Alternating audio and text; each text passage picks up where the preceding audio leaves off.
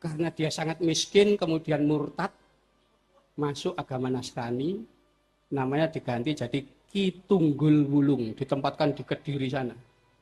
Dibina oleh seorang misionaris namanya Kolen, itu di Mojoagung, Jombang.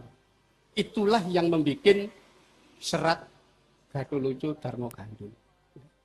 Lalu membuat cerita yang bertolak belakang dengan kenyataan. Misalnya Demak, ya, itu menyerang Mojopahit tahun 1478. Ya, disitulah kemudian muncul tokoh namanya Sabdo Palon Noyo Genggong. Ya, kemudian mengutuk nanti 500 tahun ke depan Mojopahit akan bangkit lagi. Itu bikinan Belanda itu. Kenapa? Kalau kita membaca naskah Pararaton yang ditulis dalam bahasa kuno, Jawa kuno, ditegaskan bahwa tahun 1478 atau tahun Jawanya tahun 1400 yang diberi Condro Sengkolo sirno ilang kertaning bumi, itu Mojopahit diserang Girindrawardana, ya, Raja Hindu dari Kediri, bukan dari Demak. Dari mana ini cerita Demak nyerang Mojopahit itu? Ya bikinan zaman Belanda itu. Dimunculkan tokoh mitos Sabdo Palonnya zaman itu. Ya.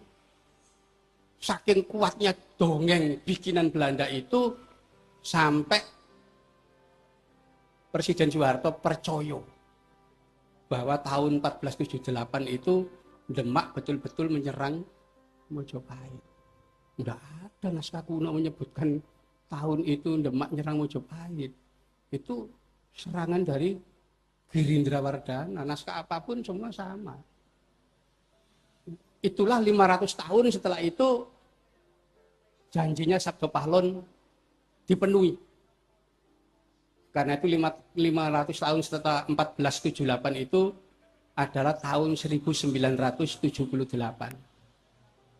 Itulah untuk pertama kali disahnya aliran kepercayaan sebagai simbol bangkitnya Sabdo Palon Noyo Genggong.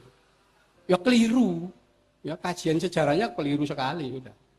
Oh, bikinan Belanda kok. Ada lagi Belanda membuat naskah dari kelenteng Sampukong. Ya, katanya Presiden Portman merampas 3 cikar kronik Cina dari kelenteng Sampukong di Semarang. Kemudian ternyata setelah 3 naskah yang 3 cikar tadi dibaca, itu menyebutkan Wali Songo itu semuanya adalah orang-orang Cina. Sunan Ampel itu namanya Bong Swiho, ya. Namanya macam-macam. Sunan Kalijogo juga orang Cina. Nah, ini kan bertentangan dengan naskah-naskah yang lebih kuno. Gitu. Dan ternyata kalau kita kaji lebih teliti, benar enggak naskah itu? Kapan Presiden Portman itu merampas naskah itu? Ternyata kalau kita lihat dari Almanak van Nederland Indi, ya, di mana Almanak van Nederland Indi ini menyebutkan seluruh jajaran pejabat pemerintah kolonial. Ya, sejak tahun 1810 sampai tahun 1942. Itu dokumennya masih ada. Sejak awal tahun 1810 sampai 1842 kita cari nama Presiden Portman. Tidak ada di situ. Itu artinya kan palsu kan? Enggak ada orangnya kok disebut itu. Dan kalau kita tanya, ya, jadi sempat saya waktu ke Belanda itu tanya kepada De Graaf, ya, waktu itu tahun 90-an masih hidup, ya, tentang naskah kronik Cina dari kelenteng Sampukong. Apa jawaban beliau? Udah nggak usah dipakai itu, nggak ada itu. Jadi memang tidak ada naskah itu, bikinan Belanda.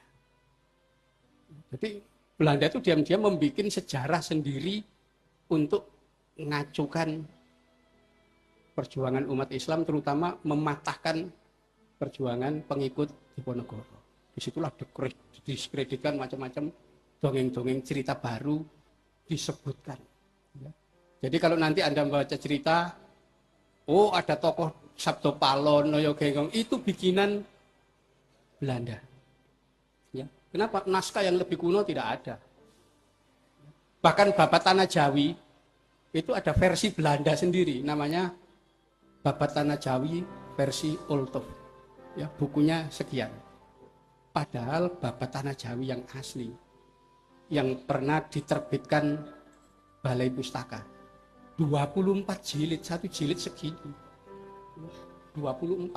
Anda bisa bayangkan, diringkes jadi satu buku tipis. Dan ini yang banyak digunakan orang. Kan keliru sudah.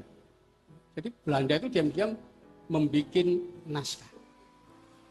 Salah satu naskah yang dia bikin yang itu membuat pertentangan antara orang Sunda dengan Jawa, itu Kidung Sunda, di mana digambarkan peristiwa Bubat Gajah Mada membunuh Raja Sunda beserta keluarganya, pembantaian besar. Itu membuat orang Sunda percaya dan marah. Padahal kalau kita lacak, kapan naskah ini muncul? Tahun 1860.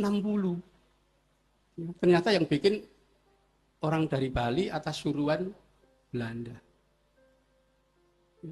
Sunda itu kerajaan besar. Kalau memang peristiwa itu pernah ada, pasti ditulis oleh kerajaan Sunda. Naskah-naskah Sunda itu ternyata nggak ada yang menyinggung masalah itu. Bagaimana peristiwa sebesar itu nggak disinggung di kerajaan Sunda?